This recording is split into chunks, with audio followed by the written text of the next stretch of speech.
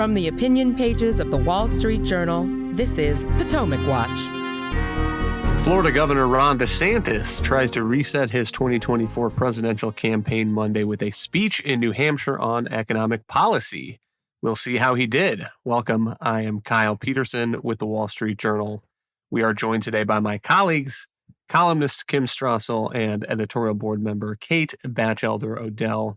Ron DeSantis recently fired a good chunk of his campaign staff, and there has been talk in the press about a reset to his candidacy. One piece of that seems to be the speech on Monday, where he issued a policy plan on economics, a declaration of economic independence, as he's framing it. And let's start with a clip of him explaining what he thinks the United States should do. We will declare our economic independence from the failed elites that have orchestrated American decline, from the reckless federal spending that has inflated prices and plunged this nation to the brink of bankruptcy. We will declare our economic independence from the Chinese Communist Party. We will declare our economic independence from the central planners who seek to advance their political agenda at the expense of the well-being of average Americans. We will seek economic independence from destructive policies like the Green New Deal that seek to kneecap our domestic energy production. We will seek independence from a class of progressive corporations looking out for every interest under the sun except the interest of the American people. Kim, what did you make of this speech and this policy document put out by the DeSantis campaign? Is this the reset that Republican primary voters were looking for? Well, I think it's better than what Ron DeSantis has been talking about up until now, which has been very much focused on the culture wars, woke issues. This is a lot more substance about what he intends to do to revitalize the American economy, which fundamentally does matter a great deal to voters. If you look at polls, those are the things that they are most focused on. He had another quote. He did an interview with Bret Baier. I think it kind of put into perspective the pitch he's trying to make and who he's trying to make it to. He said he was going to be the economic defender of the American family. And that his quote was, if you work hard, you play by the rules, you get the most of your God-given talent, you should be able to succeed in this country. You should be able to raise a family, afford a home, a car. And we've lost a lot of that in recent years. We need to get it back. End quote. And again, I think if you look at the broad strokes of his plan, they at least point to a guy who does understand what matters if you're going about that goal. It's very focused on growth in the economy, in particular by making permanent certain aspects of the tax code. It's focused on getting the regulatory state out of the way to let business succeed. As you heard in that speech, he talked about unleashing Americans' energy supplies, which are the lifeblood of domestic economic growth. That has very much been hampered under Biden.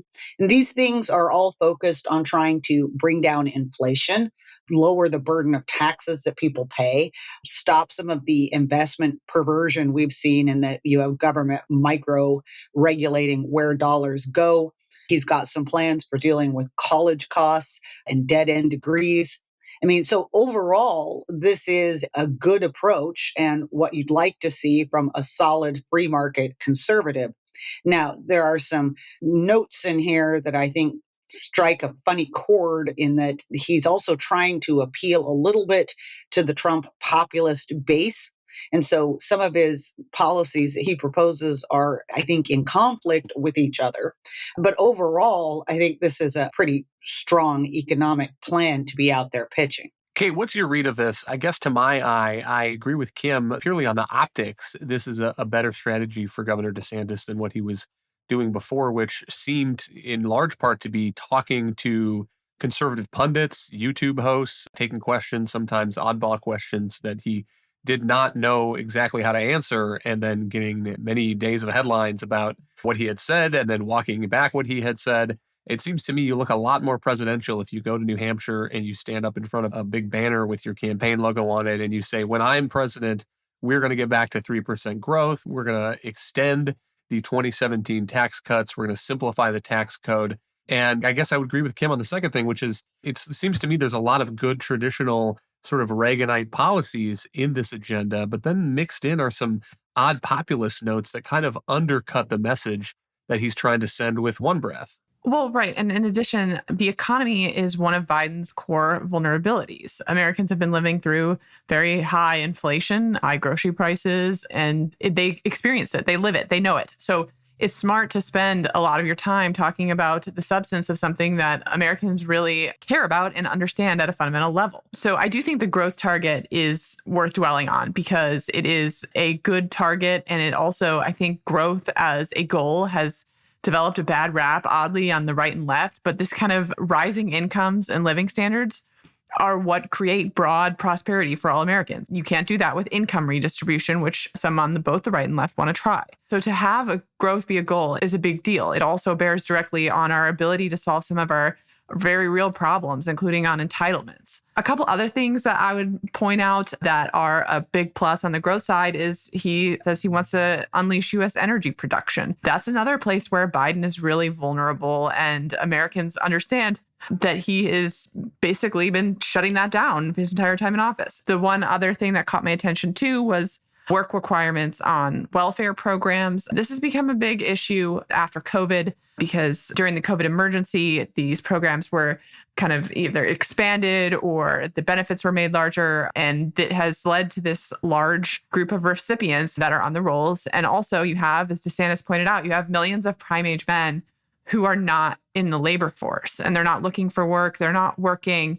They're idle. This is a national problem. And so work requirements, I think, are a sensible, modest step that tend to pull pretty well, pretty broadly across the political spectrum. I think that's another good issue for him. But then immediately after talking about how we have so many men out of the labor force, DeSantis said that immigrants are holding down American wages. No, those two propositions don't connect. So that kind of brings us back to the point that there are some confounding themes here that make it hard to discern what some of DeSantis's larger goals are. One thing that I hope Governor DeSantis does as he continues on in his campaign, though, is continue to refine these sorts of policy proposals and give the voters a sense of what he really wants to do. So, for example, I'll read the line on tax reform. It says DeSantis will work to not only extend the individual tax rates and further simplify the tax code, but also seek permanence. It says he wants to purge the code of K Street carve-outs and loopholes. And Kim, I mean, that's a great message for a Republican running for president, but I think people want to know what specific tax changes you have on mind, what kind of loopholes. And I also hope that the lines in here, for example, about education, do not stop him from releasing a full education plan where he explains what he wants to do. I mean, Governor DeSantis in here talks about supporting school choice, and that is generally a state and local function. And so there are questions about how the president would want to do that. He also talks about stopping federal subsidies in colleges for useless degrees, as he calls them, giving schools, universities some skin in the game when the student debt is issued, and then allowing students, if they want, to discharge those debts during bankruptcy. And that latter idea is not necessarily, has not been considered a conservative one, because if you discharge the debt and you keep the credential, you keep the degree, there's an incentive problem there. But on the other hand, Kim, if the DeSantis plan is to get taxpayers out of this game and put schools on the hook if that happens, that's a little different dynamic as well. Oh, absolutely. There's tons that he could be filling in here. And I hope he does fill in because any one of these things are very good topics and the voters deserve some clarity. I mean, it's one thing to say, oh, I'm going to get rid of K Street carve outs and loopholes until you reflect that every one of those carve outs and loopholes is much beloved by certain areas of Congress. It's easy to say as a Republican, I'm going to get rid of the green electric vehicle subsidies because most people agree Americans should be allowed to simply buy cars of their choices, get rid of those mandates and take that money back because it mostly goes to wealthy people. But how's he going to deal with ethanol subsidies? Okay, there's a controversial one in Republican circles. How's he going to deal with some of these other tax subsidies? There's a contingency even among the Republican Party that supports these giveaways that we have for windmills and solar farms. I'd love to see them go, but is he willing to touch some of those constituencies? As you say, on the education platform, what's his plan? Is he going to have the Department of Education withhold some of the billions of dollars of money that roll out to local schools via our different titles in the education laws? Or is he going to withhold that and say that you don't get it unless you have some sort of universal school choice in your state? That would be a very big plan, I think a popular one.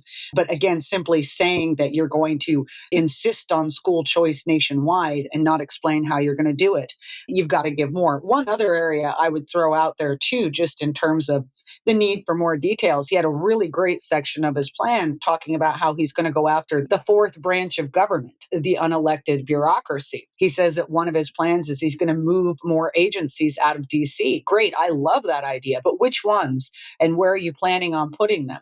He says he's going to slash the size of the bureaucratic state. Okay, awesome. Does that mean you're actually going to get rid of the Commerce Department? I'd love that. But how far are you going to go? He had a vague line there saying, I'm going to restore accountability in the executive branch.